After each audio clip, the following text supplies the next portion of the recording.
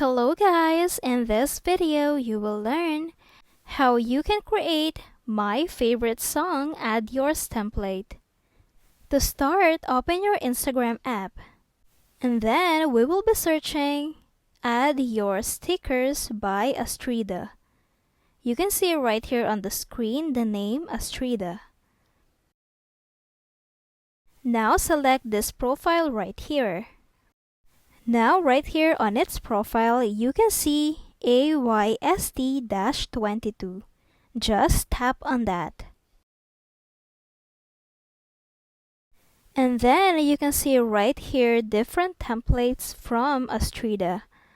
Now we just need to find the favorite song add yours template. Or you can also select any template right here that you want to use. Now after selecting the template, just tap on add yours and then select the picture that you want to use. After selecting the picture, what I'm going to do is to tap on this music icon at the top. We can now select our favorite music or song that we want to add to this template. And then after that, just tap on done. And that's it. I hope this video helped you out. Thank you for watching and see you on the next video. Bye!